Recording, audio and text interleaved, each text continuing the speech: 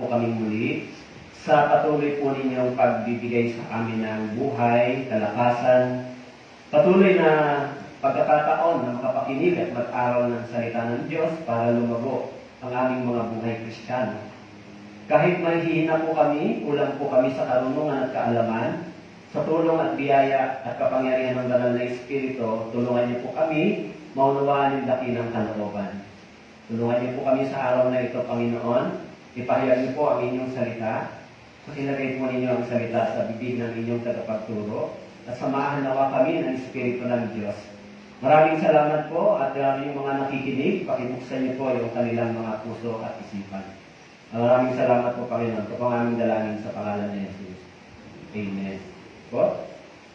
So, kung may Bible po kayo, buksan po ninyo sa Lucas, chapter 16.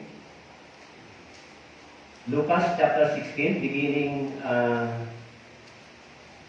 dito po sa verse 19 hanggang sa mga sumusunod.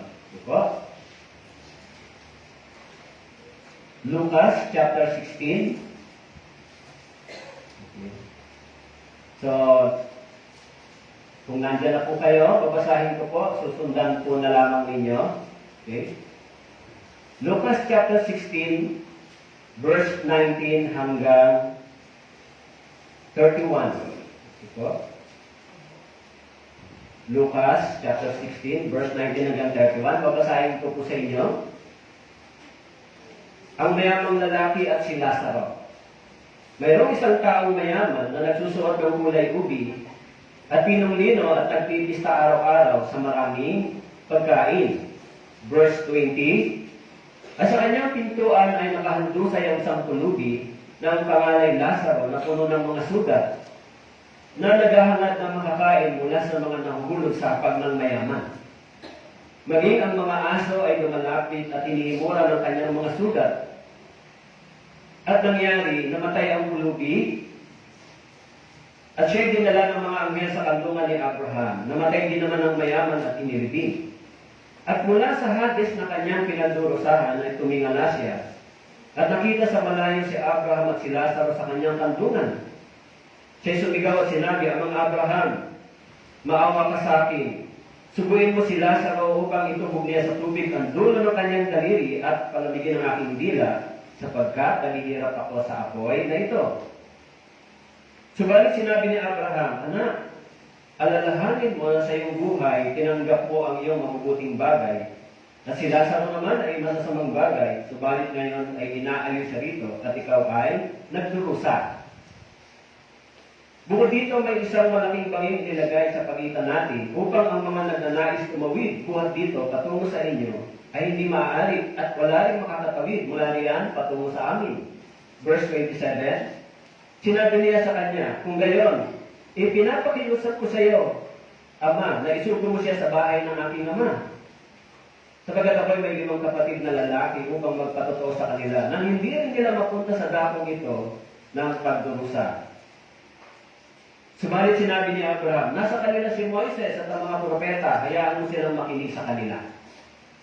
Sinabi niya, hindi ang mga Abraham, subalit kung ang isang mula sa mga patay ay pupunta sa kanila, sila ay magsisisi. Verse 31, basahin po natin. At sinabi niya sa kanya, kung hindi nila pinapakinggan si Moises at ang mga propeta, hindi rin sila mahihikayat kahit may isang bumangon mula sa mga patay. So ito po ang salita ng Diyos. Pag-aralan po natin ito kung ano ang pwede nating matutunan sa mga talatang ito. Ito. Actually, isa sa mga mahalaga o terrifying parable ni Jesus ay yung kwentong ito. Tungkol sa lalaking mayaman na nahulog doon sa pagdurusa. Ano po? So, kapag binabasa natin yung kwentong ito, meron po itong aral sa espiritual na buhay. Sa kaabalahan ng tao, sa mga bagay na pinagtutuunan nila ng pansin, na minsan hindi nila namamalayan na ang kailangan din nila ay yung kanilang mga spiritual na kalagayan. Tama po? Na kailangan din nila. E sabi ko dito, ipinakita dito yung larawan ng isang taong mayaman at isang pulubi. Kung gaano ba kaabala yung taong ito sa kanyang buhay, pisikal, sa mga bagay na material. Ano po? Sabi po, isang taong mayaman na nagsusuot ng kulay ubi at pinong-lino, nagpipista araw-araw sa maraming pagkain. Alam niyo po, sa Biblia, maging sa aklat ng John, binanggit doon or Santiago, binanggit doon na yung mga mayayaman ay meron silang kaabalahan sa mundong ito. Yung kanilang isipan ay nakapokus sa mga bagay na meron sila. Kaya sabi diyan, meron siyang kasiyahan araw-araw. Maganda yung kanyang kalagayan at meron siyang maraming pagkain. So, minsan, di ba, ang mga tao, maaaring, siguro, may mga tao na inggit sila sa mayayaman. Di ba?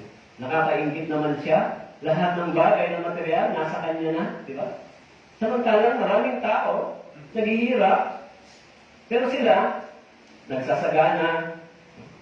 Kaya nga sinabi sa aklat ng mga awit, huwag kang nainggit sa mga taong yung mayaman. Dahil pag nahulog sila sa kapahamakan, wala silang madadala kahit anuman. Kung makikita mo sila dito sa mundo ito, parang napakaganda at napakaayos ng kanilang kalagayan. Kaya, kung titignan mo yung panlabas nilang anyo, yung physical nilang kalagayan, parang walang kulang.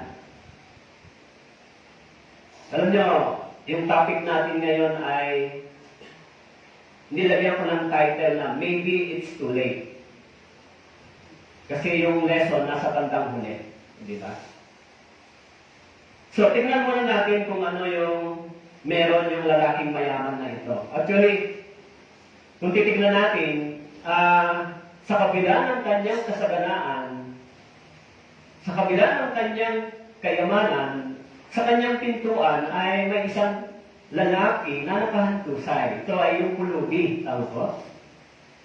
Si Lazaro, sabi po, sa kanyang pintuan, nakahandusay ang isang pulubi na ang pangalan Lazaro na puno ng mga sugat na naghahangad ng mga kain mula sa mga nahulog sa hapag ng mayaman, maging ang mga aso ay lumalapit at hinihimura ng kanyang mga sugat. Alam niyo po, yung lalaking mayamang ito, ayon sa kwento, hindi siya nagbigay ng comfort kay Lazaro. Siguro, si Lazaro, isang pulubi, nakahandusay sa kanyang pintuan, wala siyang puso sa isang pulubi, sa isang mahirap, para i-extend yung kanyang kayamanan o kahit na anumang bagay doon sa isang pulubi. Hindi po binanggit dito. Ang sabi po, siya ay nagpipista, pero wala siyang kaisipang tumulong o gumawa ng mabuti sa isang pulubi na nasa kanyang pintuan. Pero ang sabi, araw-araw siyang nagpipista. Iniisip niya na yung kanyang kalagayan ay maayos naman sa pisikal na kondisyon. Pero si Lazaro, ang sabi po, yung pulubi, puno siya ng mga sugat. Sabi po sa kanyang pintuan, nakahandusay ang isang pulubi na ang pangalan Lazaro na puno ng mga sugat. Usually, pagdating sa mundo ito, meron talagang tinatawag na social na hindi pagkakapantay-pantay. Tama po? Sa pagtrato. Pag mayaman ka, medyo mas madali kang mapansin. Pag pumunta ka sa mga lugar na kung saan kilala, mas madali kang mapansin. Pero pag ikaw ay mahirap o pulubi, hindi ka mapapansin, hindi ka rin papansinin. Tama po? Kaya dito, si Lazaro, isang pulubi, maaaring sa mata ng lalaking mayaman, hindi niya kailangan gumawa ng mabuti sa tao ito. Sabi po, yung tao ito ay nasa kanyang pintuan. Naghihintay ng tulong. Yung kanyang kaabalahan sa mga bagay sa sanlibutan ito ay nagtamasa siya. Kaya doon po sa verse 21, sabi po, yung kalagayan ni Lazaro, naghahangad siya ng na naghahangad na makakain mula sa mga nahuhulog sa hapag ng mayaman. Maging ang mga aso ay lumalapit at hinihimura ng kanyang mga sugat. Sabi po, si Lazaro naghahangad siya makakain mula doon sa nahuhulog sa hapag ng mayaman. Pero, hindi siya nakakatanggap ng tulong. Kasi pag binigyan, halimbawa, nagugutom si Lazaro, kung bigyan siya ng pagkain, magkakaroon siya ng comfort sa kanyang physical na kalagayan. Tama po? Pero ang sabi po dito, ang nagbibigay sa kanya ng comfort, sabi po rito yung aso. Tama po? Sabi po dito, lumalapit yung aso. Sabi po rito, maging yung aso, lumalapit at inihimura ng kanyang mga sugat. Alam niyo, may aso po kayo? Isa yung aso, nagbibigay ng comfort sa atin. May kinalaman yan sa ating emotional na relationship sa hayop. Tama po? Kung may aso po kayo, no, sa bahay merong aso. Medyo malapit ako sa aso, malapit sa amin yung aso. So, kapag siya ay sumusunod, nagbibigay ito ng galak sa'yo, comfort. Tama po? Kaya yung aso namin, pag pinakita ko yung tali, sisisitan ko, talapit na yun. Alam niya, tatalihan ko na siya. So dito, yung asong ito, lumalapit kay Lazaro at inihimuran yung kanyang mga sugat. Actually, naisip ko nga minsan, doon sa YouTube na panood ko, yung isang lalaki ay lalagyan siya ng rabies. Dahil hindi naman siya kinagat daw ng aso, sabi ng mga pamilya. Kundi, dinilaan yung kanyang sugat, nalagyan siya ng rabies, pero hindi agad naging epekto. After 3 months to 4 months, sa kanya naramdaman. Pero dito, si Lazaro, sa kanyang mga sugat, sa kanyang katawan, binigyan siya ng comfort ng aso. Dinilaan yung kanyang mga sugat. Parang napakahirap isipin ito na isang tao na nakahandusay, tapos yung aso, dinidilaan yung kanyang mga sugat. Samantalang may mayamang tao na pwedeng tumulong sa kanya.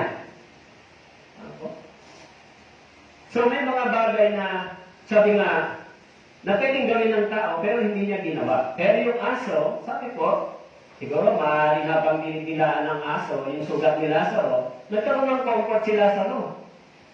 Siguro yung sakit ng sugat niya, o maaari, binigyan siya nito ng comfort. Kasi sabi ko, habang naghahangad siyang makakain, doon sa pagkain ng hulog mula sa lalaking mayaman, wala siyang natanggap, pero yung aso nagbigay sa kanya ng comfort. Kasi sabi ko, nangyari,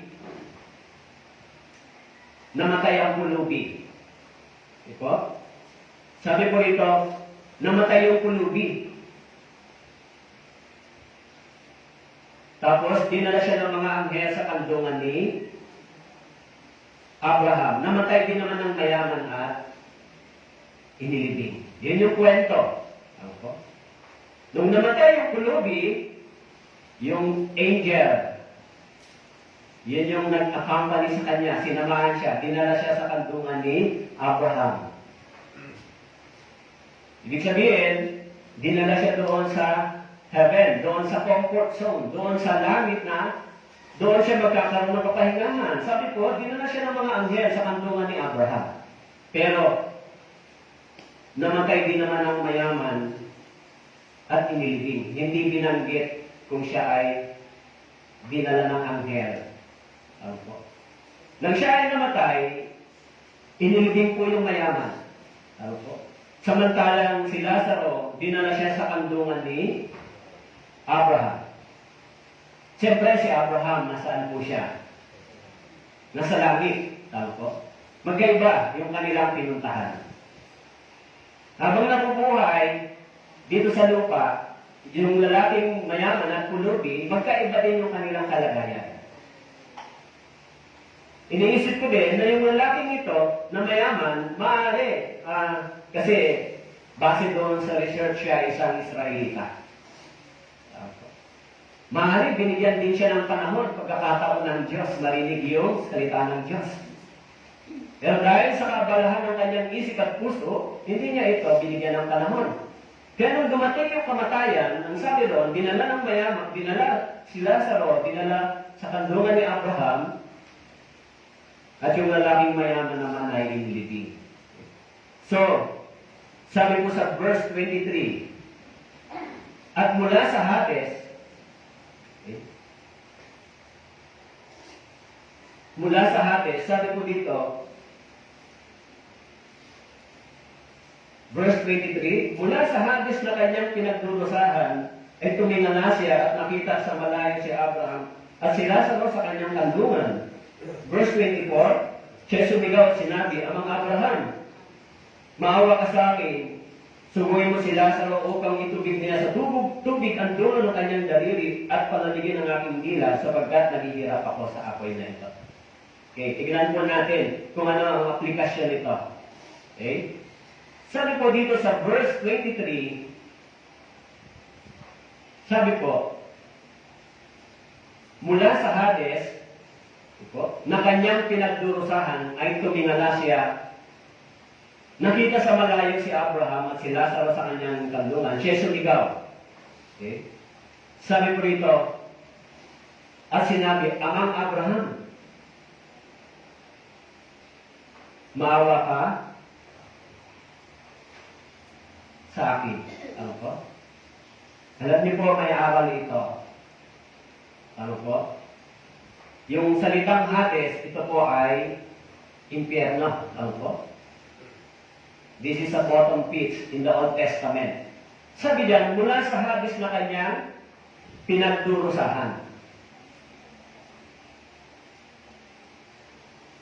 So, nagdurusa siya. Alam niyo po, dito sa mundong ito, kapag nagdurusa ka, pwedeng may chance na ikaw ay makalaya sa pagdurusang ito. Tama po? Halimbawa, ikaw ay nakulong, nagdurusa ka sa kulungan, pwedeng i-appeal yung kaso mo para ikaw ay makalaya. Para yung pagdurusa mo ay matapos. Tama po? Kung mayroon kang pagdurusa sa mundong ito, may chance kang ipaglaban ito para ikaw ay makalaya. Tama po? Halimbawa, yung pagdurusa ng bansang Israel. After 1,900 years, natapos yung pagdurusa nila. Tama po? Dito sa mundong ito, natapos yung kanilang pagdurusa. Halimbawa, ikaw, nagdurusa ka dahil napagbintangan ka. Pwede mo i-apila yung kaso mo para ikaw, yung pagdurusa mo ay matapos. Tama po? So, ito malaking mayamang ito, lalo na kung ikaw ay may pera, sa mundong ito, imposibleng yung pagdurusa mo ay hindi magkaroon ng solusyon. Tama po? Kung kaya mong pumayag ng lahat, abogado, kaya mong maglagay ng pera sa otoridad, kaya mong gawin yun para makalaya ka mula sa iyong pagdurusa habang nandito sa mundong ito. Pero yung lalaking mayamang ito, nang siya ay nagdurusa sa Hades, unang-una, hindi na siya pwedeng umapila. Ano po? Kung nagdurusa siya, pwede ba niyang i-apila yung kaso niya? Kahit mayaman siya at may pera siya, pwede ba niyang magamit para makalaya siya sa pagdurusa na yun? Kahit may pera siya. Sabi ron, isa siyang mayaman. Ano po? Kung tutuusin, dito sa mundong ito, kung mayaman ka, kaya mong bumayad. Ano po? Para ikaw, yung pagdurusa mo ay matapos. Pero yung lalaking mayamang ito, nang siya ay nagdurusa, sabi ko, tumingin na siya, nakita sa malayo si Abraham at si Lazaro sa kanyang kandungan, sumigaw at sinabi, Amang Abraham, maawa ka sa akin. Actually, hindi niya sinabi, O Diyos, maawa ka sa akin. Anong sabi niya? Amang Abraham, maawa ka sa akin. Kahit na siya isang lalaking mayaman, maaaring prominente, maaaring dito sa lupa, makapangyarihan siya. Dito sa lupa, magagawa ng lahat ng bagay pag mayaman ka. Tama po? So, kung wala kang katarungan, pwede mo iakyat hanggang sa Supreme Court, sa kataas-taasan, basta may pera ka. Para lang, yung pagdurusa mo ay magkaroon ng solusyon. Pero yung lalaking ito, yung mayamang ito, nang siya ay nagdurusa, wala na po siyang magagawa. Tama po? Yan sabi niya, yung tanging naisip niya ay, sinabi niya kay Abraham, sabi niya, Amang Abraham, maawa ka sa akin. Suguin mo si Lazaro upang itubog niya sa tubig ang dulo ng kanyang daliri, palamagin ang aking dila sapagkat naghihirap ako sa apoy niya. Sabi niya, suguin mo si Lazaro. Yung isang pulubi, papuntahin mo sa akin. Pero sa mundong ito, yung pulubing ito nandun sa kanyang harapan. Hindi niya pinapansin. Tama po? So, nang siya ay nagturusa, ang unang hiningi niya, si Lazaro. Suguin mo.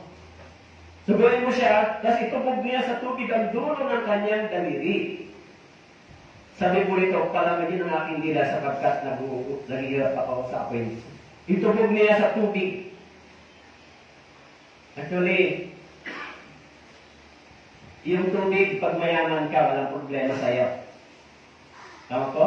Sa mundong ito, pinakamasarap na tubig, pwede mo bilhin. Pag nandito ka sa mundong ito, mayaman ka. Mineral, kahit ano pa, yung isang seaman na dati dumadalo sa church, nasa barko siya, ang dinadala nila ay tubig na mamahalin.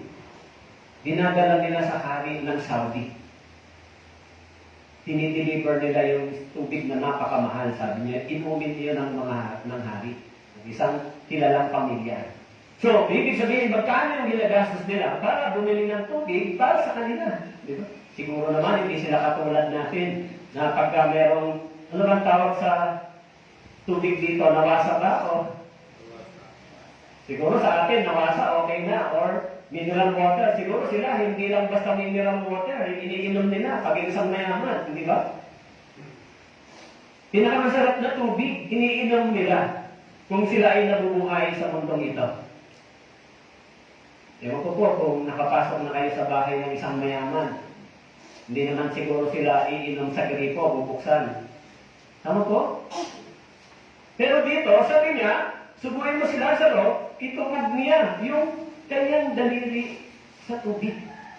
Itubog niya yung kanyang daliri. Siguro, igaganyan niya lang yan. Tapos, labas mo yung dila mo, ipapatak.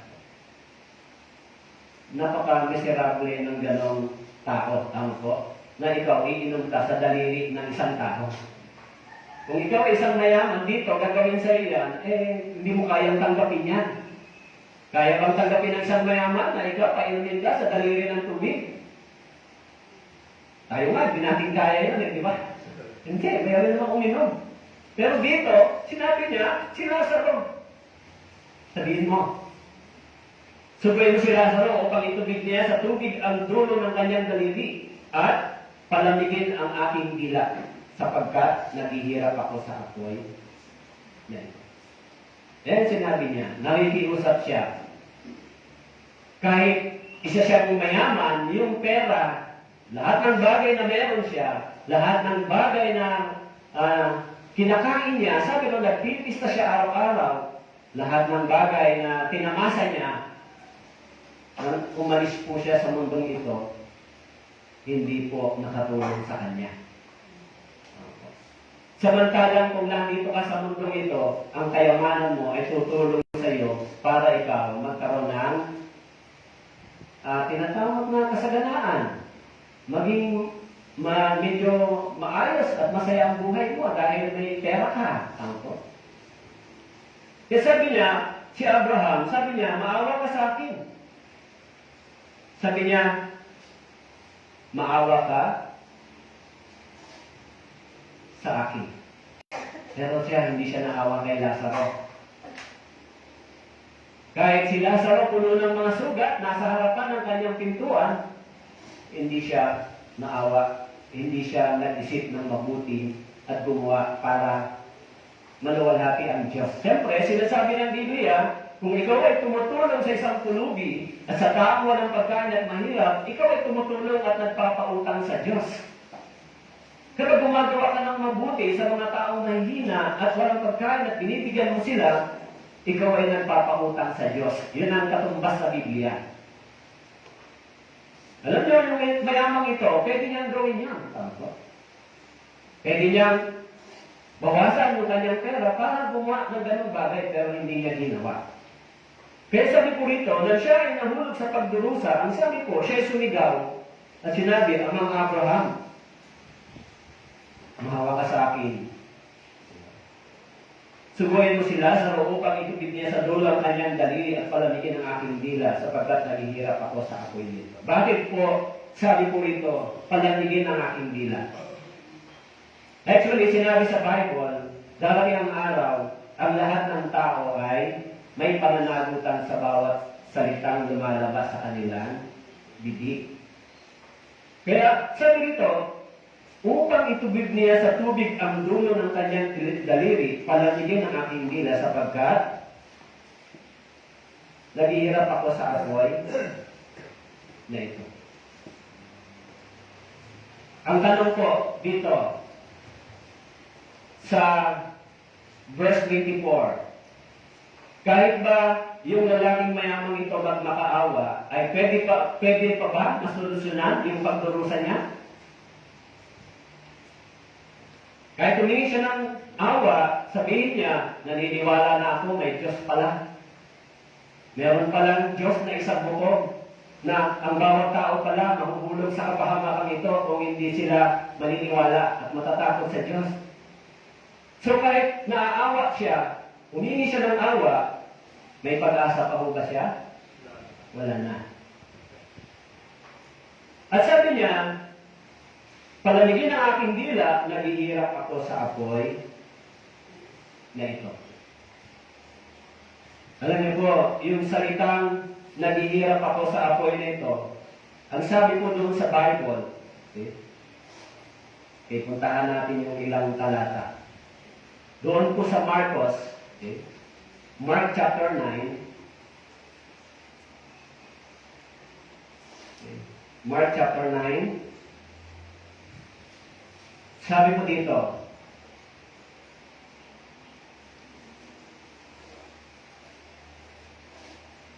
kung ang kamay mo ay nakapagpapatisod sa iyo, putulin mo ito.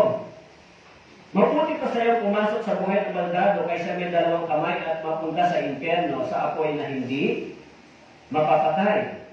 Na kung saan ang kanilang mga ukod ay hindi namamatay at ang apoy ay hindi napapatay. Sabi ko dito, yung lalaking mayaman ay nahulog sa lugar na saan? Sa apoy na hindi mapapatay. Sabi ko, kung saan ang kanilang uod ay hindi namamatay, ang apoy ay hindi napapatay. Kaya sabi ko, nung nagdurusa siya doon sa apoy, yung apoy na hindi napapatay. Tama po? Kung ganon, yung lugar na yan ay permanente na. Hindi na pwedeng mabago pa. Tama po? Sabi niya, utusan mo si Lazaro, palamigin, para palamigin ang aking dila, sapagkat naghihirap ako sa apoy na ito. Anong klaseng apoy? Yung kanyang napuntahan. Alam niyo po dito sa mundong ito, walang apoy na hindi pwedeng mapatay. Tama po? Kahit anong lakas ng apoy, yan ay pwedeng mamatay. Darating ang panahon ito ay mamamatay. Pero yung lalaking mayamang ito, sabi niya, naghihirap ako sa apoy na ito. Ngayon, anong klaseng apoy yung kanyang napuntahan? Apoy na hindi makapatay. Yan naman, binabasa mo dito sa Biblia. Tama po? Meron apoy na hindi namamatay? Hindi yan totoo. Meron bang uod na hindi namamatay? Hindi yan totoo. Meron bang impyerno? Wala, hindi yan totoo. Tuloy-tuloy lang. Tama po? Kahit na sinabi ng Biblia, yung bagay na ito, ang pinaniniwalaan lang ng tao, pagpapala ng Diyos. Alam mo, basta ikaw, mabait ka, basta nagsisimba ka, pagpapalain ka ng Diyos. Pagka ikaw, naniniwala ka sa Diyos, pagpapalain ka ng Diyos. Pero, yung bagay na yun ay madaling paniwalaan ng tao. Pero pag sinabi mo, maaari kang mahulog sa apoy na hindi mapapatay, hindi yan pwedeng paniwalaan. Yung nagbibigay ng pagpapala at yung gawa ng apoy na hindi mamamatay, parehas lang. Diyos din, tao po. Pwede tayong magpalain ng Diyos, pwede rin hindi. Pero sabi ko, yung lalaking mayamang ito, yung mga bagay na material na nakuha niya, na nasa kanya, hindi niya nagamit para maluwalhati ang Diyos. Yung kayamanan niya, naging laban sa kanya. Kaya nang siya po ay napunta doon sa pagdurusa, sabi niya, utusan mo si Lazaro. Sana itubog yung kanyang daliri dahil naghihirap ako sa apoy na ito. Natingin niyo po, pwede ba yun? Pwede bang gawin ni Lazaro yun? Sabi ko, yung apoy na hindi mapapatay, ibig sabihin, ito ay eternal. Tama po? This is a eternal fire. Walang hanggang kaparusahan sa apoy. Yung pinakamabigat sa mga tao, sa ngayon, hindi mo sila makumbinsi sa bagay na ito. Tama po? Hindi mo sila makumbinsi na maaari kang mahulog dito kung ayaw mong maniwala. Hindi mo sila makumbinsi ng gano'n. So yung lalaking ito, maaari, nung naranasan niya yung pagdurusa, maaari sa kanya, anong sasabihin niya? Kumbinsi ito na ako na may apoy na hindi napapatay. Pero bago niya na-confirm na may apoy na hindi napapatay, nang siya po ay nang siya ay naroon na sa lugar na yun. So, kaya doon po sa Lucas, balikan po natin, chapter 16, sabi po dito,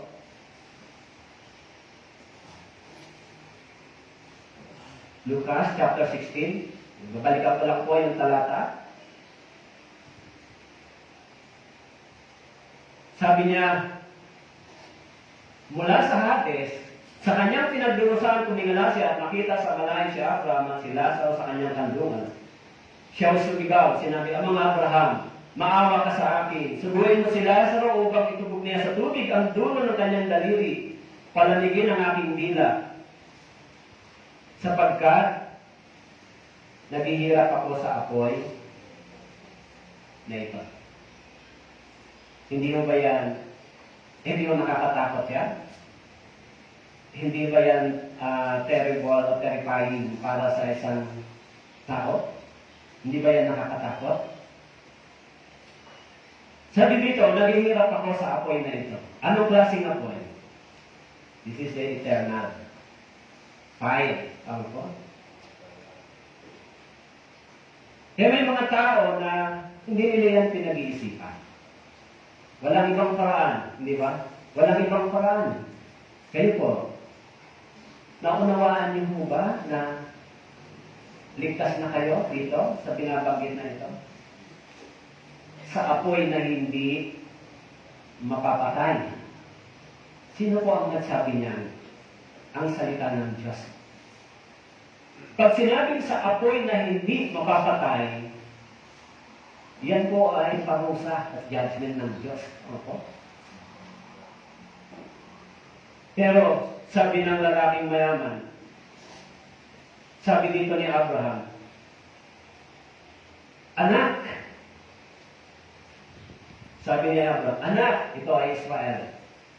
Physical descendant ni Abraham. Anak, alalahanin mo.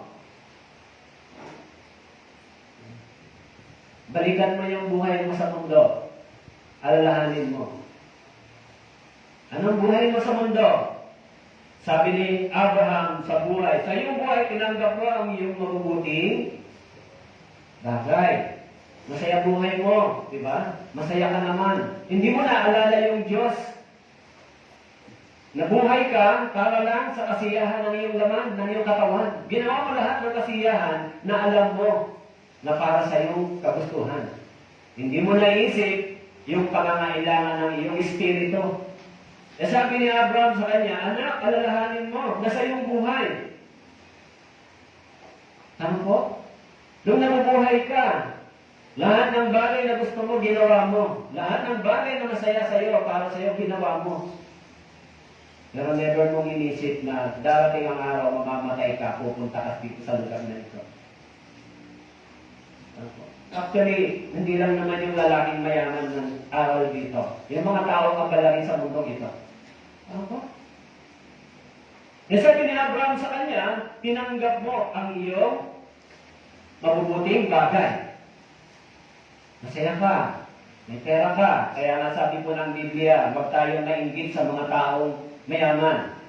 Pagkatapos nilang mabuhay sa mundo ito, ang kayamanan nila, iiwan nila, pupunta sila doon sa walang hanggan.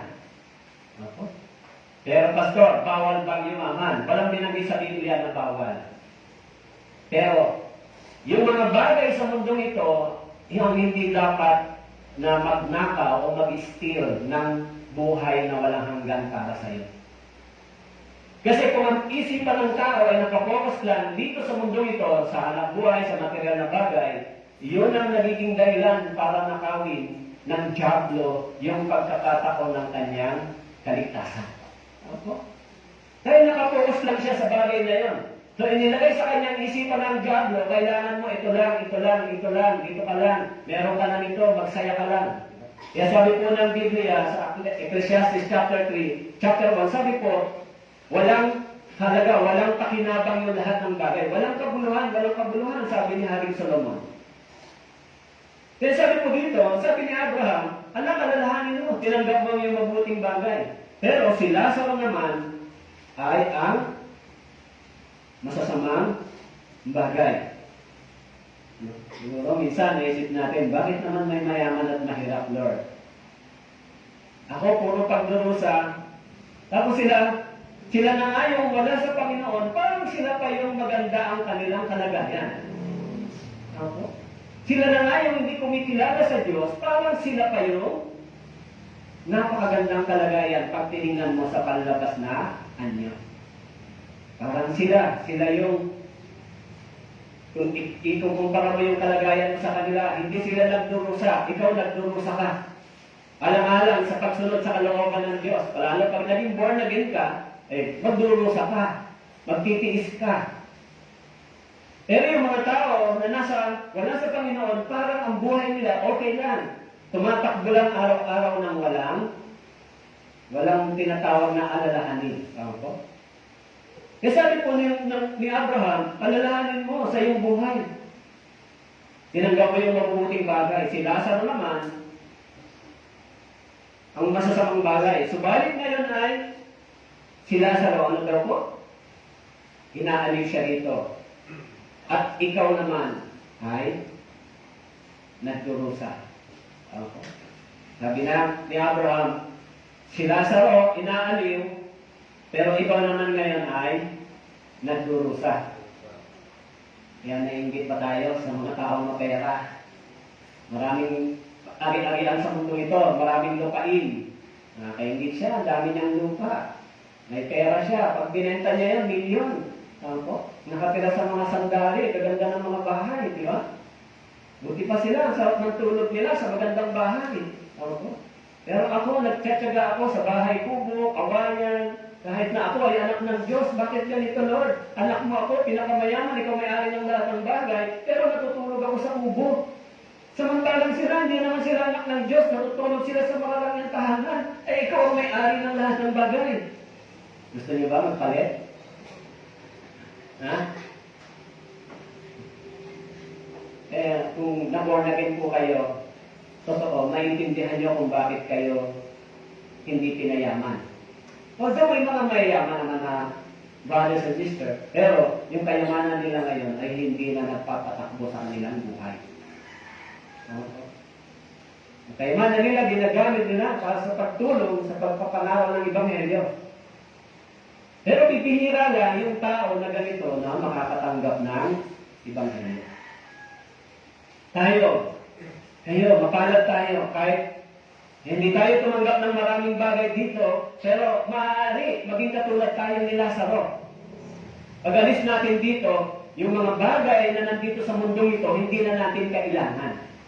Yung lalaking mayaman, lahat ng kayamanan niya, lahat ng mga bagay na tinipon niya, kasiyahan niya, hindi niya na kailangan sa kabilang buhay. Tama po? Sabihin niya ba, sama niyo yung kayamanan ko kasi kailangan ko yan doon para ako mabuhay doon pa rin ang marang niya. Hindi po. Ang makakapasok lang sa spiritual world ay yung spiritual things.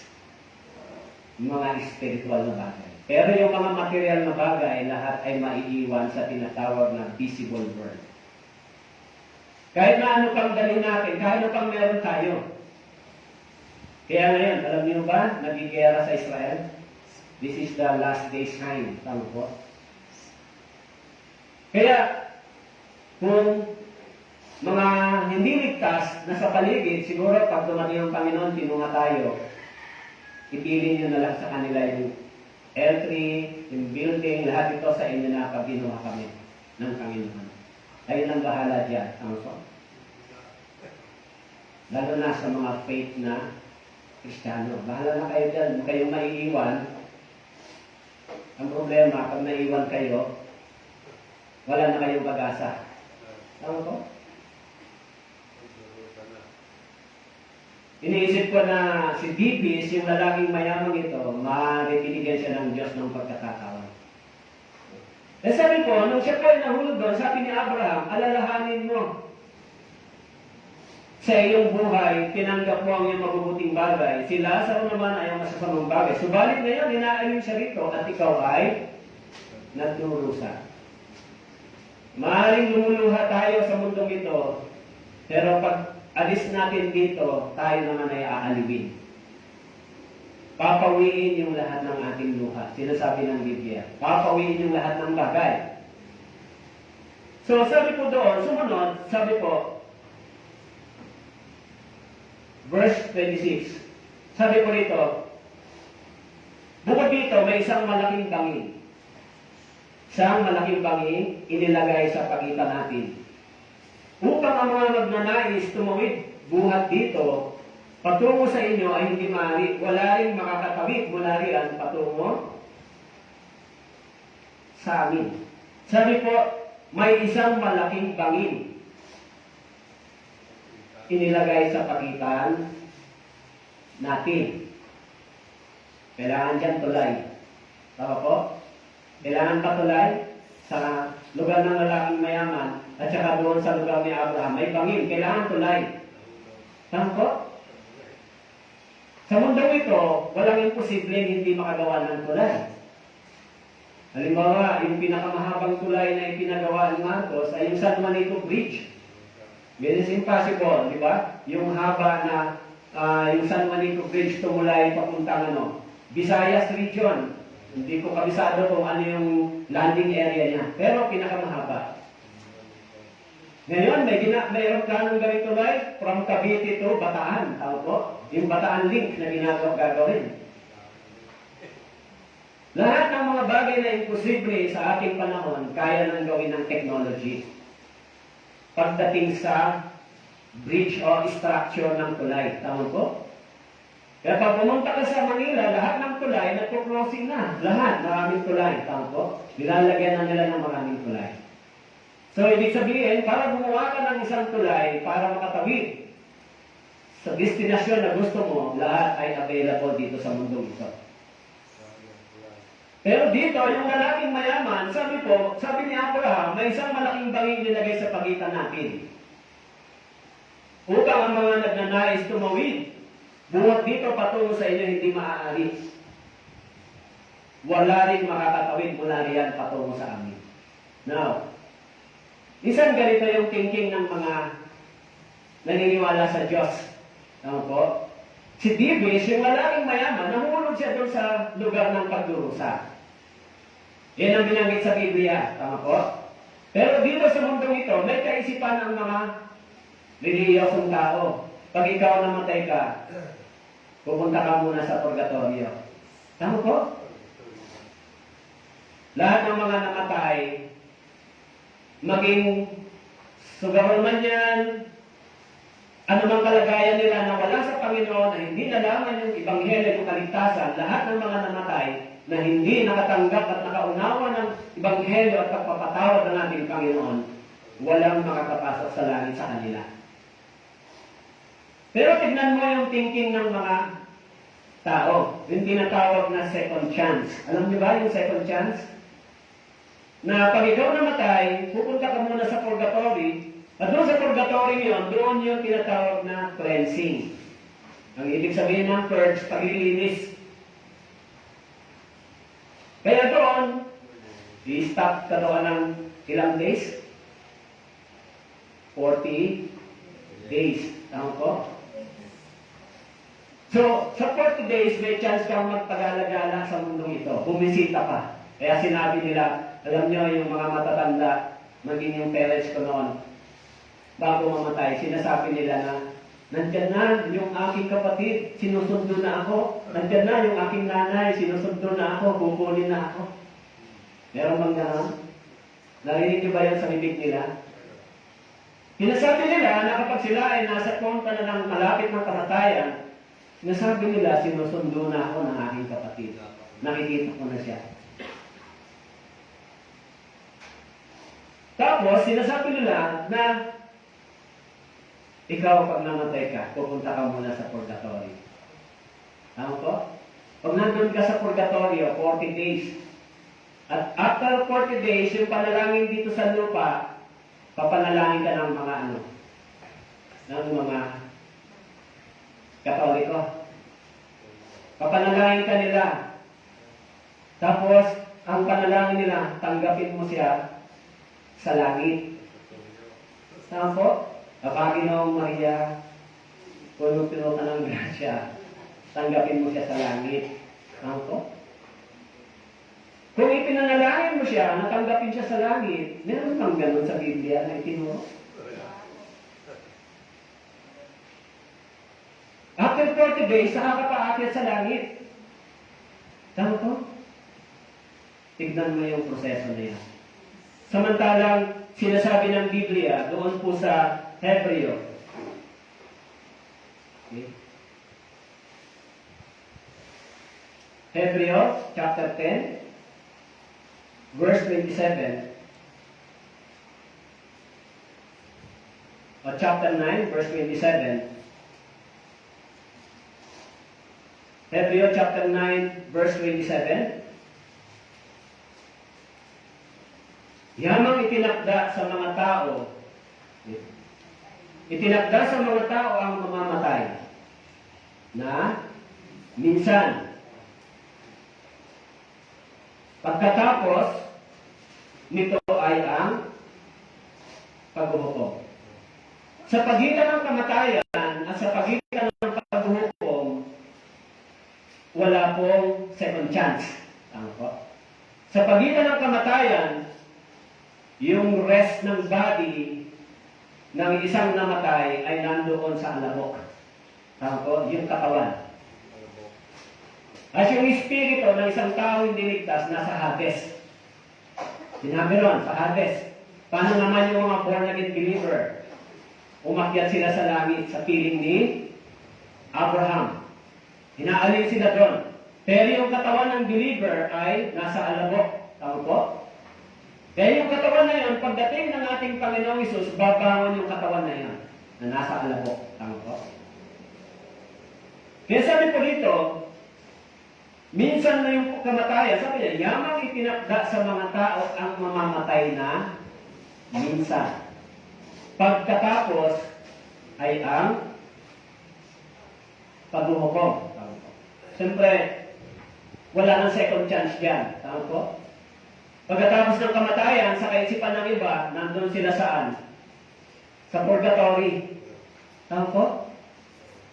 Pero sa Biblia, pagkatapos ng kamatayan, kung hindi ka naligtas, ang espiritu mo diretso sa Hades. At ang katawan mo natutulog sa alabok. Kasi may dalawang pagbangon ng katawan. Ang unang babangon mula sa alabok ay ang mga ligtas. Tama po? At ang ikalawang babangon mula sa alabok ang mga hindi ligtas, yung white throne judgment, para sila tumayo sa hukuman ng Diyos. Kaya sabi dyan, minsan lang dumating yung kamatayan, pagkatapos nito ay ang Kaya itong paghukom na ito ay hinihintay ng mga natutulog sa alabok.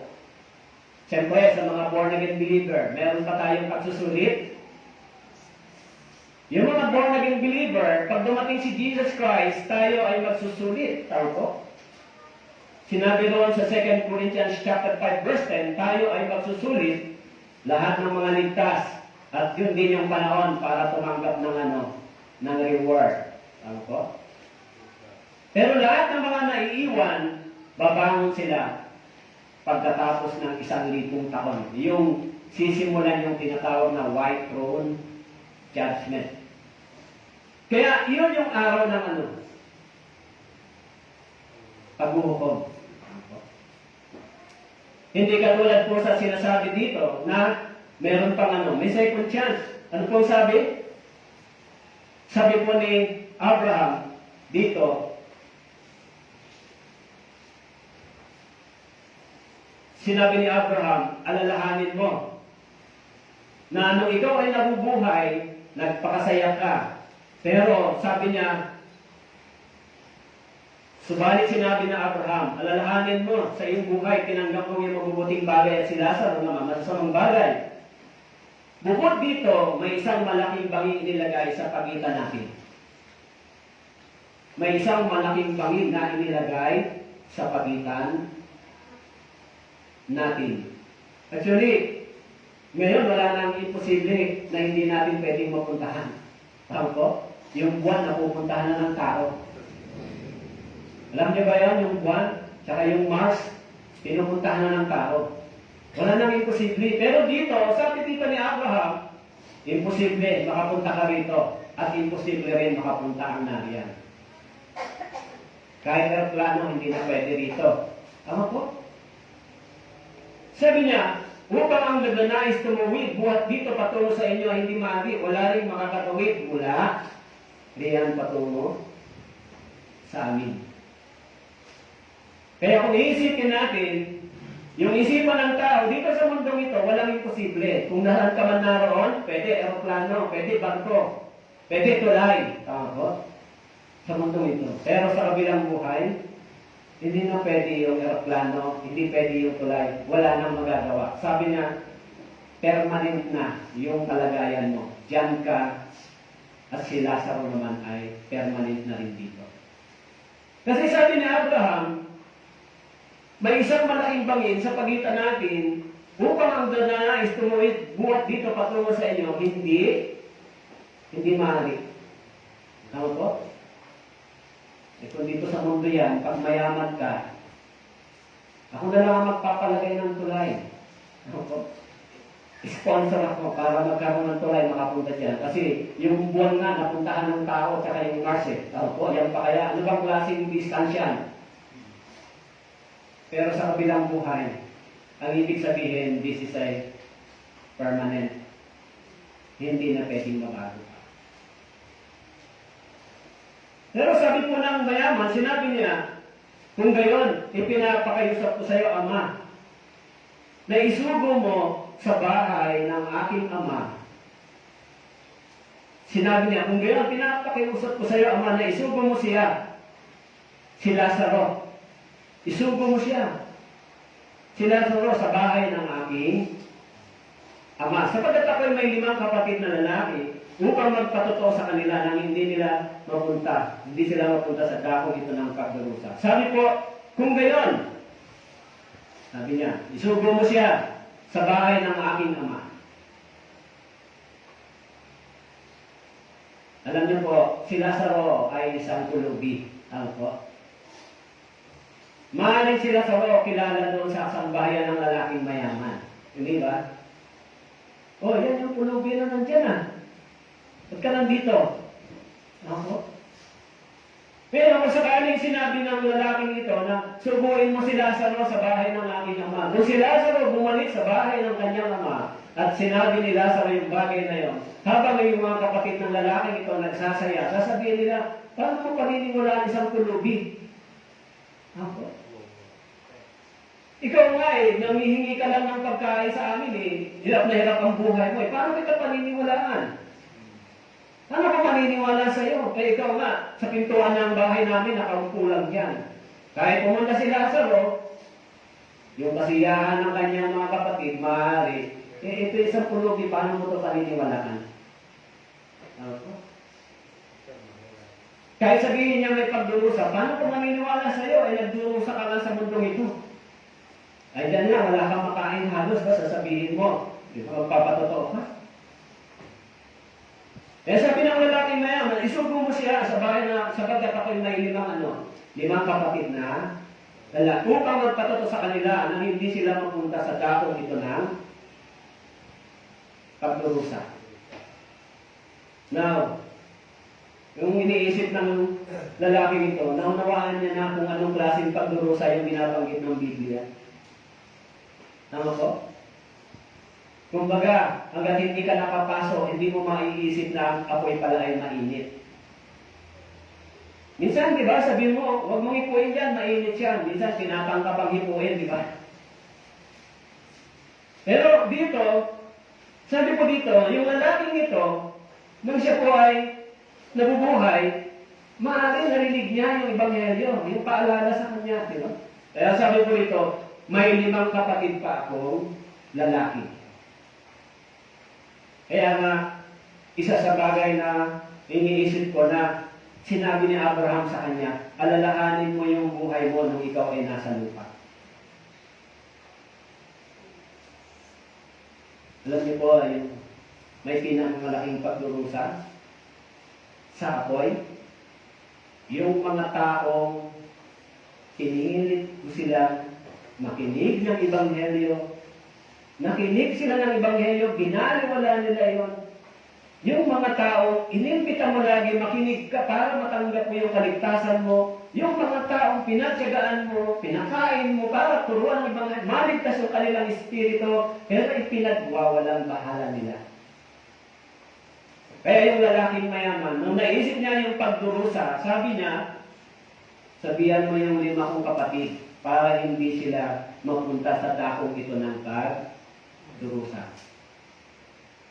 Kaya, kapag yung dakong pagdurusang ito, napuntahan ng isang tao, pagkatapos naalala niya yung buhay niya dito sa mundong ito, na pinagbigyan siya ng Diyos ng maraming beses, para siya maligtas na hindi niya ito binigyan ng pagpapahalaga, yung pagdurusang ito ay mas matindi.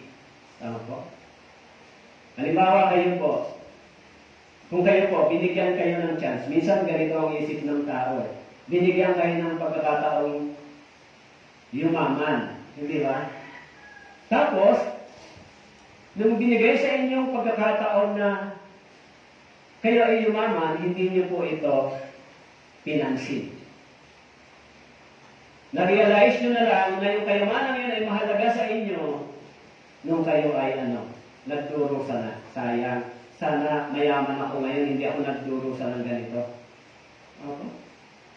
Katulad ng lalaking ito, sayang. Nung binigyan ako ng Diyos ng pagkakataon, marinig yung kaligtasan, hindi sana ako nagdurusa ngayon. Kaya sabi niya, ang mga Abraham, pakiusap sa iyo, isugo mo sila sa bahay ng aking ama, sapagat ako'y may 5 kapatid na lalaki, upang magpatotoo. Kaya mga brothers and sisters, huwag niyong kalimutang magpatotoo. Tama po? Kayong mga naligtas, huwag niyong kalimutang magpatotoo. Kahit hindi sila naniniwala sa inyo, huwag po kayong matakot magpatotoo. Bakit po? Sabi ng lalaking ito, gaano ba kahalaga yung testimony dito? Testimony ng kaligtasan, gaano kahalaga? Yan ang sinabi niya di ba? Suwin mo si Lazaro para mag-testimony siya, magpatotoo siya. Para yung kanyang patotoo, maaaring maniwala sila. Kaya tayo bilang mga Kristiyano, huwag po kayong matakot magpatotoo. Huwag niyong kaligtaang sabihin kung ano ang katotohanan. Sa mga taong nakapaligid, kahit hindi sila naniniwala, kahit ayaw nilang makinig, habang may chance, huwag po ninyong ipagkait magpatotoo sa kanila. Bakit po? Katulad ng lalaking ito. Sinabi niya, subuin mo si Lazaro para magpatotoo. Ibig sabihin, mahalaga yung testimony dito. Tama po? Magpatotoo kanino? Sa mga taong sabi niya, magpapatotoo sila sa 5 kapatid na lalaki. Ligtas ba itong kapatid na lalaki? Hindi. Yung 5. Hindi sila ligtas, tama po? Kaya sabi ng lalaking mayaman, isugo mo sila sa magpatotoo sa 5 kapatid ko kasi hindi pa sila ligtas. Maaaring mapuntahan din nila yung pagdurusa ko ngayon na nandito ako para makaiwas sila. Yun yung isip ng lalaking mayaman. Okay? Pero sabi ni Abraham, sabi ko dito, subalit, sinabi ni Abraham, nasa kanila si Moises at ang mga propeta. Hayaan mo silang makinig sa kanila. Hayaan mo silang makinig sa kanila. Nasaan ba yung mga sinulat ni Moises at mga propeta? Nandito. Tama po? Hayaan mo silang makinig dito sa sinulat ni Moises at ng mga propeta. Anong nakasulat dito? Kaligtasan. Tama po? Kaya sabi niya, hayaan mo silang makinig sa kanila. Kasi yung pananampalataya ay nanggagaling sa pakikinig. So, kaya sinabi po sa Isaiah chapter 53 o 55, sabi po sa Isaiah chapter 55. Tingnan natin yung Isaiah chapter 55. Sabi po dito,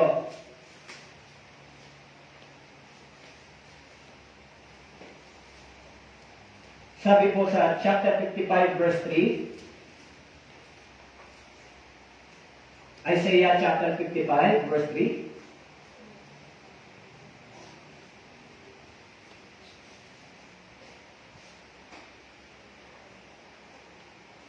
sabi po dito, ang inyong tainga ay inyong ikiling at pumarito kayo sa akin, kayo'y makinig upang ang inyong kaluluwa ay mabuhay. Kaya sabi po ni Prophet Isaiah, yung tainga ninyo, ang inyong tainga ay inyong ikiling. Saan po ikiling? Sa salita. Salita ng Diyos. Ano ang mensahe sa salita ng Diyos? Ebanghelyo. Tama po? Sabi po, ang inyong tainga, inyong ikiling, pumarito kayo sa akin, kayo'y makinig. Pero, alam mo ang tao, ayaw makinig. Tama po? Upang ang inyong kaluluwa ay mabuhay. Dahil yung pananampalataya ay nanggagaling sa pakikinig. Kaya, kung nagte-testimony tayo, nakikinig sa pakikinig din. Tama po? Sa pangangaral ng Ebanghelyo, marami ding nakikinig. Kayo, paano kayo nakaunawa? Nakinig kayo ng Ebanghelyo. Tama po? Bible seminar, nakinig kayo, naunawaan ninyo yung Biblia, kaya yung tainga ninyo ay nabuksan. Tama po? Yung mga taong naligtas, nabuksan yung tainga nila. Yung saratong tainga dati sa salita ng Diyos, nabuksan. Yung spiritual ears and spiritual eyes ay nabuksan. Kaya sabi po, nasa kanila yung mga sinulat ng propeta. Si Moises, yung mga propeta, nasa kanila. Makikinig sila doon sa mga aral na yun. Paano kung hindi sila makikinig? Yun yung malaking problema. Tama po? Eh sabi po, ang inyong tainga, inyong ikiling, pumarito kayo sa akin, kayo makinig, upang ang inyong kaluluwa ay mabuhay. Actually, ang ibig sabihin na ang kaluluwa ay mabuhay, ma-born again. Tama po? Magkaroon ng buhay na walang hanggan. Kasi tayo ay naging buhay na kaluluwa. Nung nagkasala ang tao, namatay yung espiritu natin sa harapan ng Diyos. Ang meaning, tayo ay napahiwalay sa Diyos. Because tayo ay naging sinner, so ang Diyos ay banal, hindi pwede magsama. Kaya hanggat hindi na-restore yung ating spiritual life, hanggang hindi tayo nakatanggap ng Ebanghelyo, hindi natin nakunawaan na meron ng reconciliation sa pamamagitan ng ating Panginoon, hanggat hindi tayo sumampalataya sa dugo ng Panginoon at dumanak sa cross at napatawad tayo, hindi nagkaroon ng panunumbalik ang tao sa Diyos. Tama po?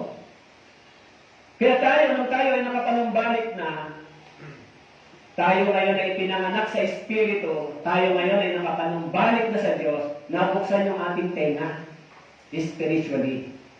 Yung ating puso, nabuksan din sa salita ng Diyos. At yung ating kaluluwa ay nagkaroon ng buhay na walang hanggan. Kaya ho, yung buhay na walang hanggan pwede po itong matanggap ng tao habang sila'y nabubuhay pa sa mundong ito. Ano po? Habang nabubuhay pa sa mundong ito, may pag-asa makatanggap ng buhay na walang hanggan. Kung umalis na, wala nang pag-asa pa, magkaroon ng buhay na walang hanggan dahil pumasok na sa walang hanggang destinasyon.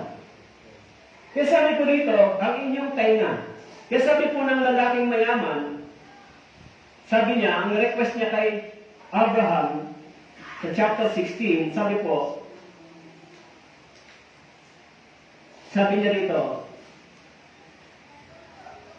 sa verse 27, sinasabi niya, kung gayon, kuusap ko sa iyo, Ama, na isugo mo siya sa bahay ng aking.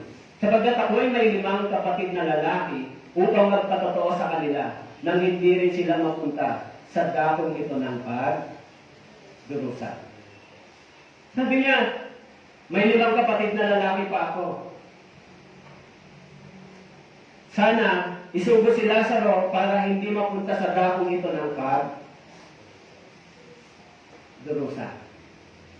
Yan yung kanyang sinabi. Aboy, may 5 kapatid na lalaki. Sugo mo si Lazaro para siya magpatotoo.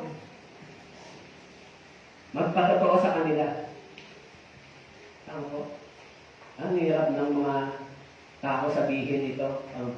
Alam mo ba, yung buhay mo, yan ang dahil sa iyong kasalanan, kung hindi ka nagsisisi, maaaring mapahamak ang kaluluwa mo doon sa pagdurusa ng impyerno. Alam mo ba, pag sinabi mo sa kanila yan, alam mo kung anong response sila? Mapupukot sila sa iyo, magagalit sila sa iyo. Pag sinabi mo, alam mo, ang mga makasalanan, hinihintay sa impyerno. Pag sinabi mo yan sa kanila, sigurado ipe-persecute ka nila. Bakit? Sino ka ba? Pag sinasabi mo yung totoo, sinasabi mo yung katotohanan, galit sila sa iyo. Totoo. Sinasabi nila kasi masakit, nakakasakit ka ng puso. Pag sinasabi mo yung katotohanan, nakasaktan yung puso ng tao, galit sila. Umiiwas sila, masaktan yung kanilang puso dahil sa katotohanan. Pero pag namatay sila, hindi rin sila makakaiwas sa sakit at pagdurusa na mararanasan nila dahil sa hindi nila pagtanggap sa katotohanan. Sa mundo ito, kapag sinabi mo, may dako ng pagdurusa, minsan yung Biblia, nagiging nagiging punto pa ng argumento. Diba? Pag sinabi mo tungkol sa pagbibigay, argumento sa iba. Pag sinabi mo tungkol sa impyerno, argumento sa iba. Nagiging punto ng argumento. Sa totoo lang, napakapalat natin. Lalo na kayo, kung naligtas na kayo ng totoo, naligtas na tayo. Alam niyo po kung bakit? Sa ating panahon, wala nang katiyakan yung mundo. Ang iniisip natin minsan, ang iniisip ko minsan, anytime pwede nang dumating ng Panginoon. Dahil yung nangyayari sa Israel. Tingnan mo yung gera sa Middle East, nag-i-spark. Tapos panay ang rebellion ng mga tao. Panay ang kalamidad. Tama po? Kaya kung titignan mo yung mundo, inihahanda papunta sa pagkawasak. Ang hindi lang mawawasak sa mundong ito, yung church, yung mga brothers and sisters na naligtas. Kaya sabi po ng lalaking ito, meron pa akong 5 lalaking kapatid. Utusan mo sila sa para magpatotoo. Sana, para ipaalam sa kanila na mayroong pagdurusa dito sa kabilang buhay. Merong impyerno. Hindi pa ba sapat yung Biblia? Kaya sabi ni Abraham sa kanya, subalit sinabi ni Abraham, nasa kanila si Moises at ang mga propeta. Hayaan mo silang hayaan mo silang makinig sa kanila. Yan tayo, hindi ba? Yung itinapangaral natin yung sinulat ni Moises at ng mga propeta. Tama po? Hindi naman magsasalita ito ng direct sa kanila. Mahirap naman yun. Siyempre, may mga pastor na itinalaga ang Panginoon. Nagbigay ang Diyos ng mga totoong pastor para ipangaral yung Ebanghelyo. Kasi sabi po ni Abraham, nasa kanila si Moises at ang mga propeta. So, paano nangyari yun? Nauna pang namatay si Moises at ang mga prophet sa kanya. Hindi naman pwedeng nandun si Moises at ang prophet sa lupa. Hindi. Ang ibig sabihin ni Abraham, nandoon yung mga isinulat ng propeta at ni Moises. Hayaan mo silang makinig sa kanya. Hindi ba? Kaya, hindi ba, yung buhay natin dito, naglalakbay tayo. Tama po? Naglalakbay tayo sa mundong ito. Habang naglalakbay tayo, lumalakad tayo sa daanan, minsan na madilim, minsan na liwanag. Tama po? Minsan yung buhay natin napupunta sa mali, minsan naman tinatagabayan tayo ng Diyos. Minsan naman tinatawag tayo, huwag kang dumiretso dyan, mapapahama ka, dito ka sa tama lumakad. Tama po? Yung Biblia, minsan pinapaalalahanan tayo, tinatawag tayo, maging sa church, hindi ba? Sa church. Minsan kung maririnig mo yung mga aral ni Pastor Johan Lee, ng mga missionary, talagang tungkol yan sa pamumuhay ng isang Kristiyano. Yung ugali, pananaw, pagkatao. Tama po? Yung minsan, pag maririnig mo, yung mga correction nandoon. Para ano? Para makaiwas tayo saan? Makaiwas tayo sa kapahamakan. Kaya yung mga nakikinig ng salita ng Diyos, sapat lang mo ba yung nakikinig? Hindi ba pwedeng ipamuhay? Sabi po ng Biblia, okay, puntahan po natin yung Revelation, chapter 1, verse 3. Sabi po dito sa Apocalypse, chapter 1.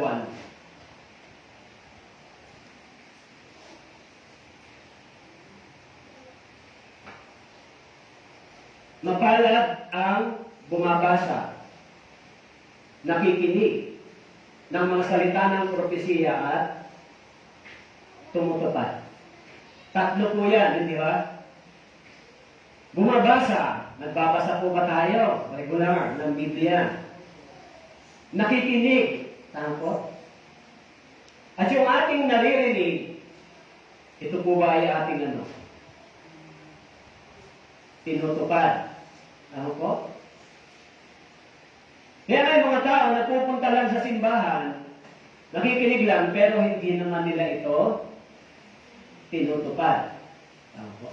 Kailangan, nakikinig tayo, ano ang tinuturo ng Biblia? Lumayo tayo sa mga bagay na ito. Kasi bilang isang Kristiyano, hindi na tayo dapat mabuhay dito, sa ganito, sa dati. Okay, yan yung aral sa atin. Tama po? Aral sa atin ng Biblia. So ngayon, pinakinggan natin yan, nakinig tayo, so dapat ay tutuparin natin ito. Kung ano ang nabasa natin, kung sinabi ng Biblia, huwag natin gawin ito. Kailangan natin itupad ito, tuparin, sa pamamagitan ng ating pamumuhay, Kristiyano. Pero marami, dalawa lang. Nagbabasa lang or nakikinig lang. Pero hindi sila tumutupad. Sa Kristiyano, tatlo. Bumabasa, nakikinig, tapos tumutupad. Sa ligtas na tao. Tama po? Nasaan yung blessings? Nasa bumabasa at nakikinig ba? Ang blessings ay nandito. Kapag ikaw ay tumutupad. Tama po? Halimbawa, sinabi ng Biblia, magbigay ka dahil kung ano ang iyong itinanim, yun din ang iyong kaanihin. Iniutos ng Biblia yun, tama po? So pag tinupad mo yun, yung Biblia, yung salita ng Diyos, matutupad din sa'yo. Babalik din sa'yo, tama po? Pero kung pinakinggan mo lang yun, tapos hindi mo ginawa, pinaniniwalaan mo lang siya, walang babalik sa'yo. Kasi sabi diyan, dapat ikaw ay tumupad. Ano? Kaya yung lalaking ito, sabi po, sa chapter 16 ng Lucas, Sabi niya dito,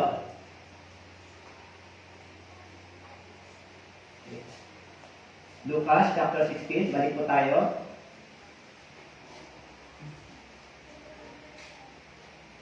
Sabi po dito, subalit sinabi ni Abraham, nasa kanila si Moises at ang mga propeta, hayaan mo silang makinig sa kanila. At sinabi niya, hindi ang mga Abraham, subalit kung ang isang mula sa mga patay ay pumunta sa kanila, sila'y ano daw?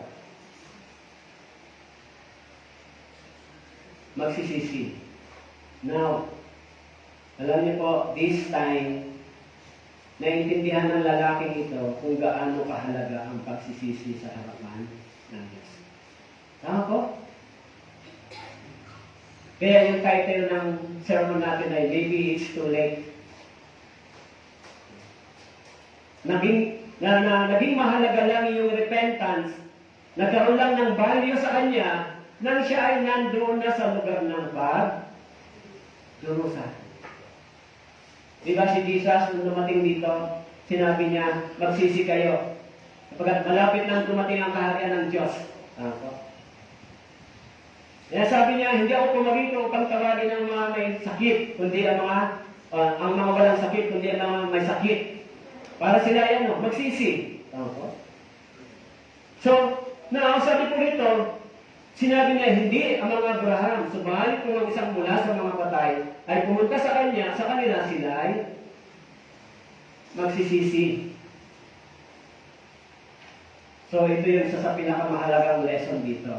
Kailan na-realize ng lalaking ito na ang pagsisisi ay mahalaga sa harapan ng Diyos? Nang nahulog siya sa pagdurusa. It's too late. Ano po? Naisip niya na ang pagsisisi ay mahalaga sa harapan ng Diyos, pero na-realize niya yung pagsisising ito hindi niya na pwede magawa, pero pwede pang magawa ng mga kapatid niyang 5 lalaki. E sabi niya, sapagkat ako'y may 5 kapatid niyang lalaki upang magpatos sa kanila, nang hindi sila mapunta sa dahong ito ng pagdurusa. Subalit sinabi ni Abraham, nasa kanila si Moises at ang mga propeta, hayaan mo silang makinig sa kanila. At sinabi niya, hindi ang mga Abraham, subalit kung isang mula sa mga patay ay pumunta sa kanila, sila ay magsisisi. So kung nasa impyerno na, o kung nasa purgatory, pwede ba magsisi? Yung pagsisisi ay nangyayari sa panahon na ang tao ay nakikinig ng Ebanghelyo. Tama po? Lalo na pag nakarinig tayo ng gospel. Tama po? Yung sin session, ipinapangaral. Sa gospel, ipinapangaral yung forgiveness. Yung repentance. Tama po? Ano yung susi? Alam natin yung repentance ay may 3 hakbang. Di ba? Change your mind, change your heart, and change your action. Yung dating buhay na nilakaran ng isang tao ay kanyang tinalikuran. Yung taong totoong nagsisi, iniwan niya yung dati niyang klase ng pamumuhay na alam niyang hindi tama sa paningin ng Diyos. Ay, Panginoon, hindi tama ito. Yung ganitong klase ng buhay ko. Ayon sa Biblia, hindi mo ito gusto. Tama po. So dahil naligtas mo ako, naging anak na ako ng Diyos ngayon, iiwan ko ito dahil gusto kong sundin yung sinabi ng Ama ko sa langit. Tama po. Hindi dahil sa gusto mo, kaya mo ginagawa. Dahil ito ang gusto ng Diyos. Kaya susundin ko yung gusto ng Diyos kaysa gusto ko. Ay, sinabi ng Biblia, hindi tama yung ganitong bagay. Sinabi yun ng Diyos sa akin. So dahil gusto ng Diyos, yun ang dapat kong gawin, hindi yung gusto ko. Kasi kung gugustuhin natin laging salungat sa gusto ng Diyos. Pero kung sinunod natin yung sinasabi ng Diyos sa atin, tayo din yung magbe-benepisyo. Kapag tumalikod tayo dyan, magkakaroon ka ng peace of mind, tatanggap ka ng unexpected blessings galing sa Diyos, hindi mo namamalayan. Kahit mahirap yung kalagayan ng buhay, kakasurvive every day. May himalang darating sa buhay mo. Minsan hindi mo inaasahan. Ako nga may dumating sa aking himala na hindi ko inaasahan. Hanggang ngayon, nag-iisip pa ako sino kaya ang taong yun. Nag-bless. Nag-bless siya. Hindi ko alam kung sino. So, dahil, kung ikaw naman talaga ay may pangangailangan, nakikita mo na ng Diyos. Tama po? Maghintay ka lang. Magtiwala ka lang sa Diyos. Basta sundin mo lang yung sinasabi niya. Lumayo ka lang sa mga bagay na ayaw ng Diyos. Hindi mo ina-expect na may dumarating sa iyo na hindi mo inaasahan.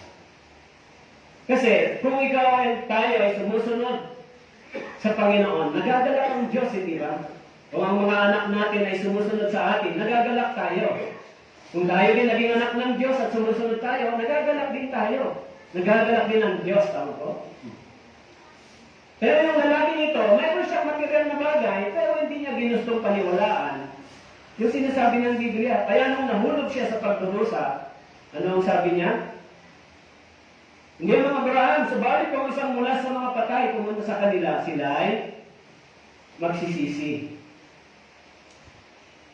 So, dito sa time na ito, gaano po kahalaga yung salitang pagsisisi? Habang tayo ay namumuhay. Kasi, di ba, merong dalawang klase ng repentance, di ba? Tinuturo ko po sa inyo yung dalawang klase ng repentance.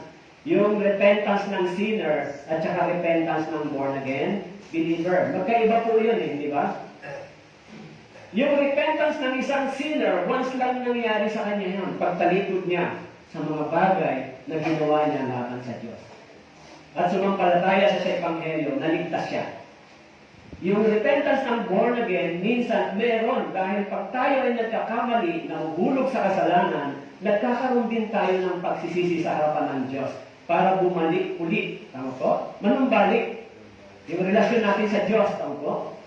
Kasi, halimbawa sinabi ng Panginoon, huwag ka nang lumakad dyan, pero pinili mong lumakad dyan. Ngayon, nung na-realize mo na mali yan, so yung puso mo maghihingi ng sorry at repent sa Panginoon. Lord, sorry po. Hindi ko sinunod yung salita mo. This is the repentance of born again believer. Tama po?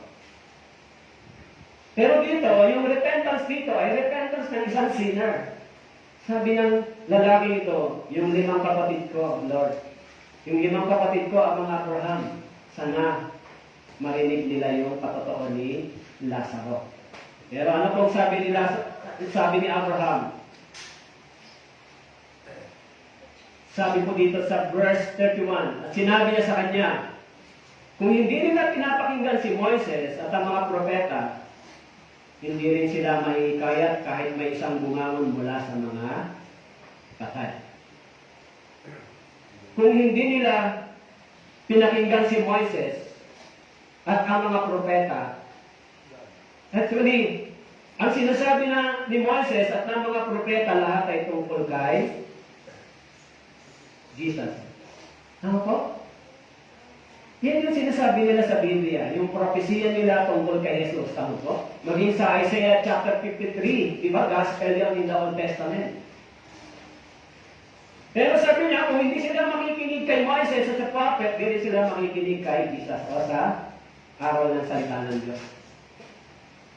Kaya sabi niya, hindi rin sila mahihikayat kahit may isang bumangon mula sa mga patay. Sino po ito? Sino yung isang bumangon mula sa mga patay? Si Jesus. Tama po? Kung hindi nila paniniwalaan yung isang bumangon mula sa mga patay, wala nang mangyayari. Sapat na yung kamatayan at muling pagkabuhay ni Jesus, hindi na kailangan pang bumaba si Lazaro.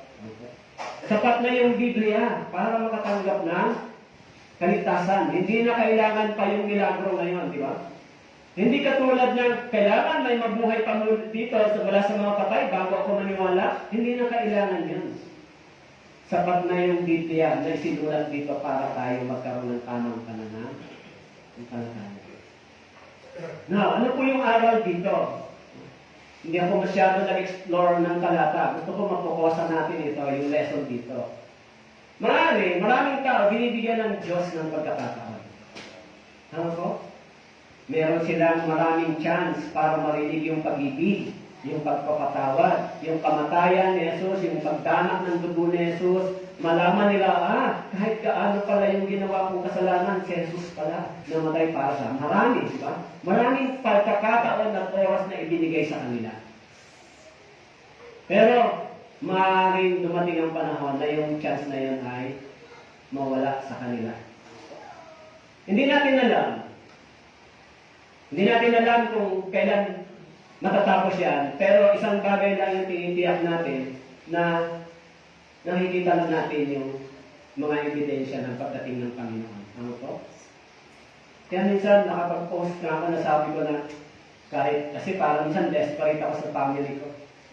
Sa mga family na kahit na gusto mo silang ilapit, sabihin sa kanila yung katotohanan, mapapahama kayo dyan, makinig kayo sa Ebanghelyo, pero sila, matitigas ang puso. Ang hirap mo mapaniwalaan. Kahit na nakita na nila yung buhay mo na nag-change na, ayaw pa rin nila. Gusto nila manatili sa dati. Ganun pa rin yung ginagawa.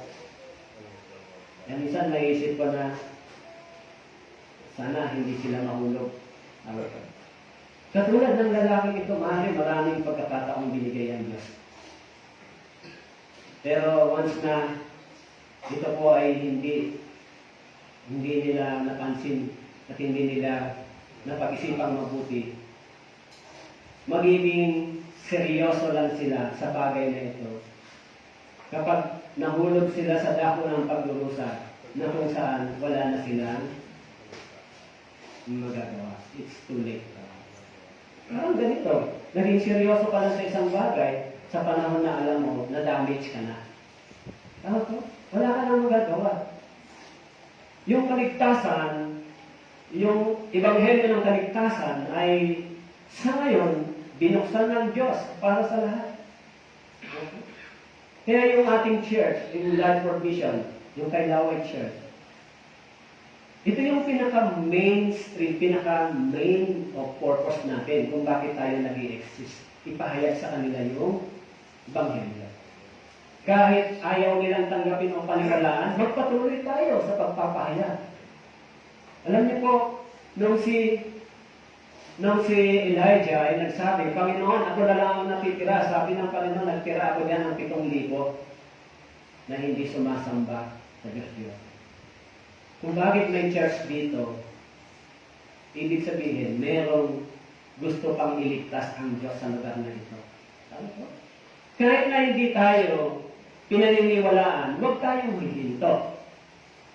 Alam na, intindihan niyo po? Huwag tayong titigil. Kahit hindi tayo pinaniniwalaan natin, magpatuloy pa rin tayo. Kasi ang usapin dito ay eternal life.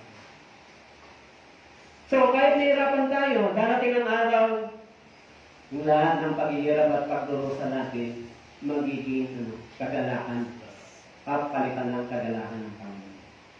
Kaya kayo, kahit na hindi kayo pinakikinggan, o hindi kayo pinapansin, huwag po kayong tumigil. Tuloy-tuloy. Basta manatili lang, ipagpatuloy din.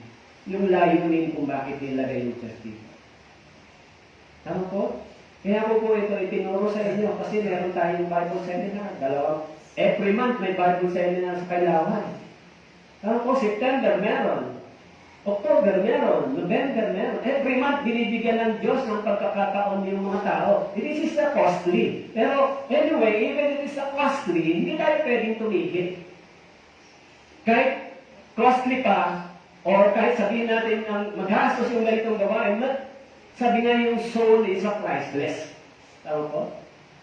Kahit na ganito pa yung sitwasyon natin, kailangan tuloy-tuloy yung pagbibigay ng chance. Tuloy-tuloy. Tama po? Darating yung araw, matatapos din yan. Kaya kung tignan mo, yung Kailaway Church, every month, Bible seminar, every month, Bible seminar, every month, Bible seminar. Bakit po? Ako, ang kaisipan ko, bigyan natin ng chance lagi yung tao hanggat nandito tayo. Dahil ito talaga yung layunin ng Diyos kung bakit tayo nandito.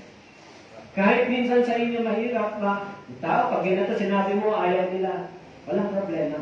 Basta huwag tayong manghinawa at huminto. Dahil darating yung araw, katulad ng lalaking mayaman nito,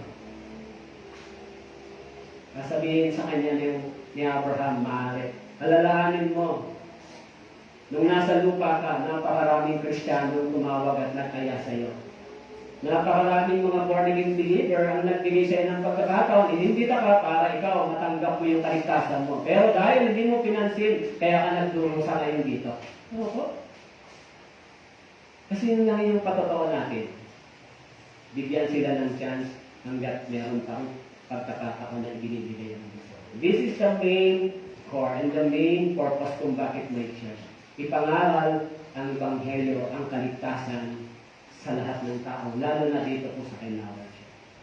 Kahit na hindi po kayo pinapansin, hindi kayo pinaniniwalaan, sabi ka lumipat kayo sa ibang bahay. Huwag po kayong huminto. Samahan po ninyo ng panalangin at pagkatsaga. Pero hindi maliligtas yan. Okay po? Tayo po yung naman. Ang manaming Diyos, nagpapasalamat po kami sa inyo sapagkat hanggang ngayon, bukas ang pintuan ng langit para sa mga taong nagnanais maligtas sa pamamagitan ng pangaral ng Ebanghelyo ng Iglesia. O Lord, bigyan mo po kami ng kapangyarihan na maipangaral ito mula sa aming bibig. Bigyan mo po kami ng lakas sa pagkakaisa ng Kailaway brothers and sisters, alang-alang sa kaligtasan ng mga kaluluwa na hindi pa po naliligtas, lalo na po sa mga mahal namin sa buhay. Maawa po tayo sa kanila upang hindi sila mahulog sa dako ng pagdurusa. Kaya nagpapasalamat po kami sa inyo, Panginoon, sa araw na ito. Purihin po kayo. Dito pa kami dalangin sa pangalan niya. Amen.